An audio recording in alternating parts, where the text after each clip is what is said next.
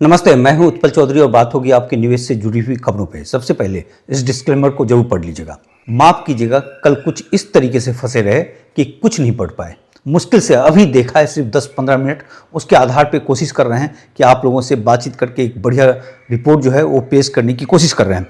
तो सबसे पहले हम लोग बात करेंगे गोल्ड सिल्वर को, उसके बाद बात करेंगे शेयर बाजार को लेकर। देखिए, गोल्ड और सिल्वर में जो चीज़ें उभर कर सामने आ रही है, सबसे पहले सिल्वर के बारे में बात करते हैं। क्योंकि सिल्वर में जो हम लोग एक देख रहे थे कि डेथ क्रॉस बनता है कि नहीं बनता है, कि जो कहा जाता था कि 200 डे मूविंग एवरेज 50 और 20 उसके नीचे आएगा तभी जो है उसको कहा जाएगा कि डेथ क्रॉस बनेगा, जो कि गोल्ड में बहुत पहले से बन चुका था। मतलब बॉटम पे चला गया, बॉटम के बाद जो है एक बॉटम, दूसरी बॉटम की तलाश की जा रही है। तो यहाँ पे एक खतरा हो जाता है कि अगर उस बॉटम के तलाश के चक्कर में कहीं बहुत जबरदस्त तेज तो नहीं गिर जाएगा। तो अब एक स्थिरता आ गई, अब यहाँ से गिरेगा तो कितना गिरेगा वो भी बातचीत करेंगे। तो सबसे पहले जो सिल्वर जो है वो बंद हुआ 57.79 पे 1.67% की नरमी के साथ। 200 डे मूविंग एवरेज जो था इसका 69.64 था, दूसरा 50 डे मूविंग एवरेज 68.99 पे आ गया और 20 60.1583 पे, और बंद हुआ 57.79 पे, यानी जो है 250 और 20 डीएमए के नीचे आ गया, यानी डेथ क्रॉस कंप्लीट। अब ये बॉटम के गली में है। अब इस बॉटम के बाद जो है, देखिए तरीका क्या होता है कि एक बॉटम बनने के बाद फिर उछाल मारा जाता है, फिर दूसरा बॉटम बनता है, फिर उसके बाद से फिर उछाल मारा जाता है और फिर थोड़ा सा रुककर फिर ऊपर से तेजी लिया जाता है। तो ये चीज़ यहाँ पे होगा। तो यानी एक बॉटम के बाद यहाँ पे जो है अभी डबल, चूंकि बॉटम पे गया है तो डबल बॉटम वाला इसमें फार्मूला आना चाहिए। तो यहाँ पे अगर जो रेंज देखा जाएगा तो 10% माइनस, यानी 53 के आसपास का एक बड़ा मजबूत सपोर्ट लाइन है। उसके नीचे भी तोड़ सकता है, तोड़कर फिर फ्लैश वापस आ जाएगा। जो कहा जा रहा था कि $50 को रिटेस्ट करेगा, अब देखते हैं वो करता है या नहीं करता है। लेकिन जो डिलीवरी ली गई है बड़ी शानदार ली गई है। 12.60 टन की डिलीवरी हुई है, 959 मैट्रिक टन की डिलीवरी इस मंथ में अब तक हो चुका है। और 12.60 जो डिलीवरी लिया गया वो 58.77 के रेट पे लिया गया है। ठीक, अब गोल्ड के रेट पे बात कर लेते हैं, फिर दोनों के बारे में बात करेंगे। गोल्ड जो बंद हुआ वो 4058 पे 0.10% की नरमी के साथ कम गिरावट हुई अगर सिल्वर की तुलना में हम देखें तो। और डिलीवरी बड़ी शानदार डिलीवरी ली गई है गोल्ड का, 3.26 मैट्रिक टन का लिया गया है 4061 के रेट पे। अभी 4058 पे बंद हुआ था, तो उसी के आसपास जो है शानदार डिलीवरी हुई है। और टोटल 351 मैट्रिक टन जो है इस मंथ तक जो है उसकी डिलीवरी हो चुकी है। अब यहाँ पे देखिए, गोल्ड में जो चीज़ें हैं इस समय, जो केविन वार्स हैं फेड के चीफ, उनका टेस्टिमोनी हुआ है जो है सीनेट के सामने, और उन्होंने बताया है कि उनका पहला लक्ष्य है कि इन्फ्लेशन को किस तरीके से कंट्रोल किया जाए। इन्फ्लेशन कंट्रोल हो जाएगा तो ब्याज दर नहीं बढ़ाया जाएगा, तो ब्याज दर फिर घटाया भी जा सकता है, तो वो एक राहत हो सकता है। लेकिन सिल्वर में, गोल्ड में ये देखिए कि बॉटम के आसपास है, अगर यहाँ पे नीचे जाएगा तो 10%, तो 10% मतलब कि 3600 जो है वो एक बड़ा मेजर सपोर्ट लाइन देखा जा रहा है।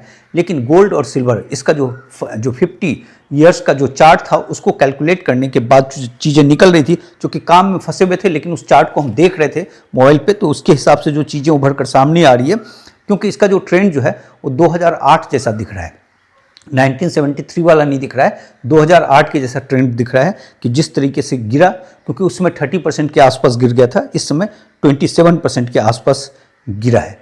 तो यहाँ से जो चीज़ें हैं उभर कर सामने आ रही है कि 3700 वो एक बड़ा मेजर सपोर्ट होगा, और 3720 जो है वो फिबोनाची का भी है, और दूसरा 3650 यानी 3650 से लेकर 3700 के बीच का रेंज गोल्ड का दिख रहा है।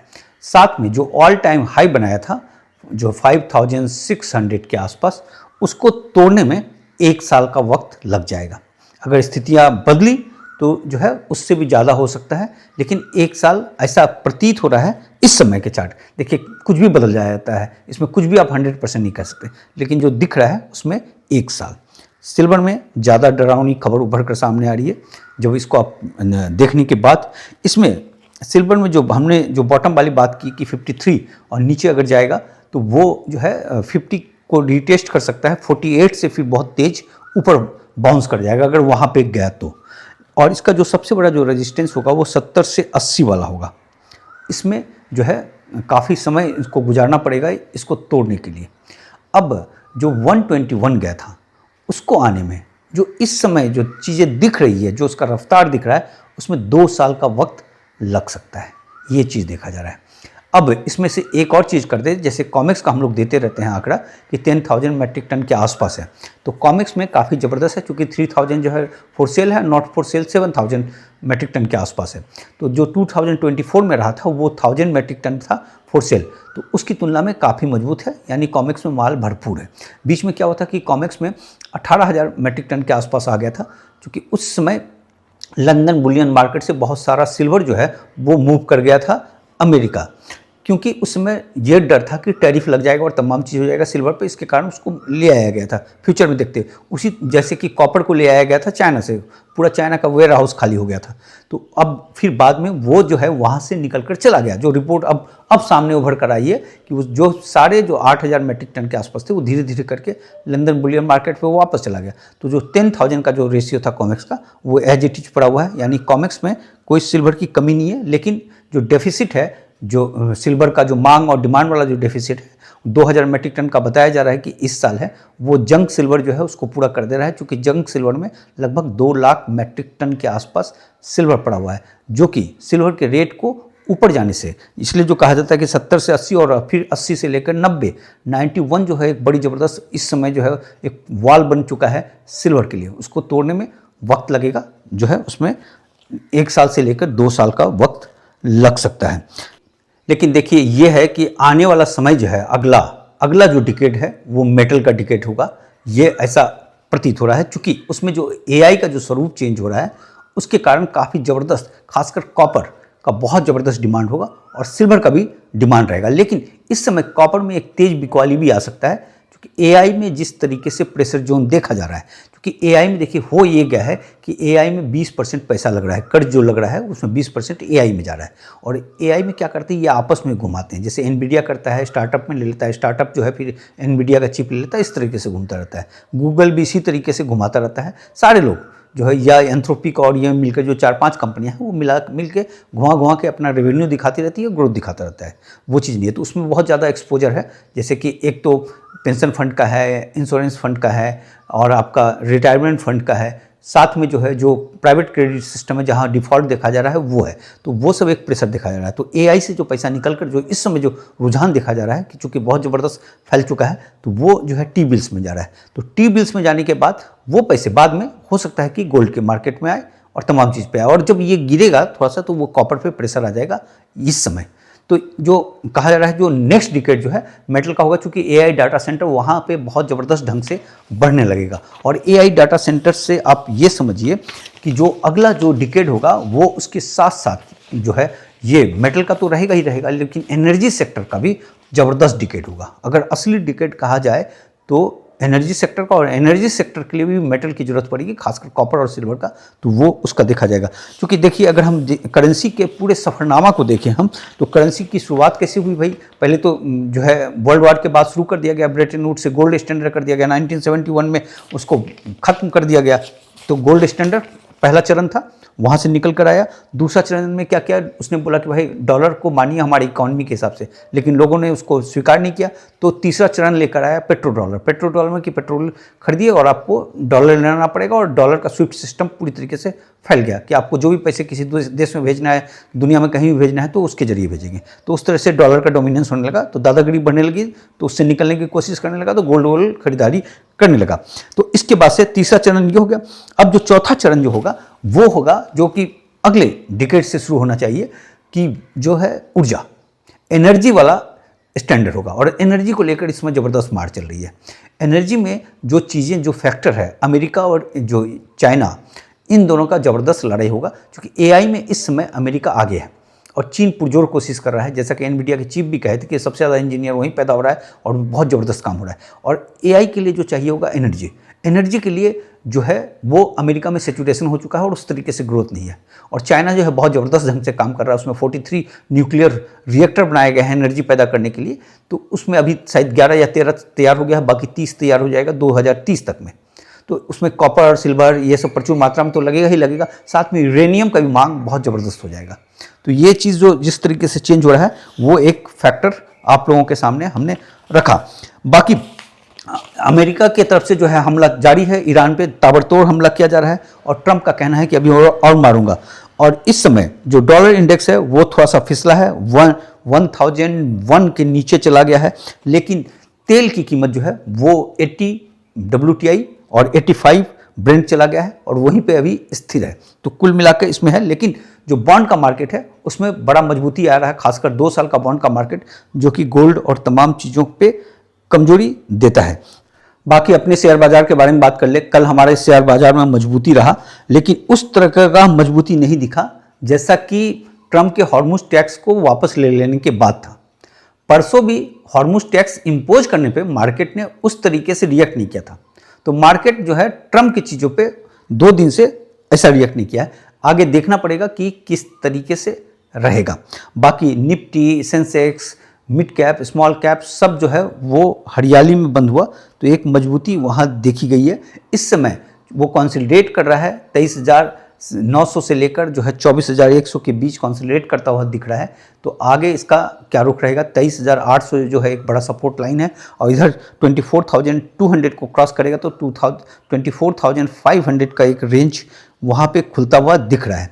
बाकी म्यूचुअल फंड जो है, आज 3 म्यूचुअल फंड जो हैं वो बंद हो रहे हैं, जिसमें से जो SBI का जो म्यूचुअल फंड है वो बहुत ही शानदार है, क्योंकि इसका एक्सपोजर जो है बहुत ज़बरदस्त है, 98% इलाके में है और टोटल जितने जो SIP सब्सक्राइबर हैं उसका जो 25% इनके पास है। कोई रेड फ्लैग नहीं है, एक बेहतरीन म्यूचुअल फंड आ रहा है और वैल्यूएशन भी ठीक है। बाकी 2 और आ रहे हैं, अब उसके बारे में ज़्यादा मैंने स्टडी किया नहीं है जो है, और उसके बारे में मेरे को बोलना भी ठीक रहेगा नहीं।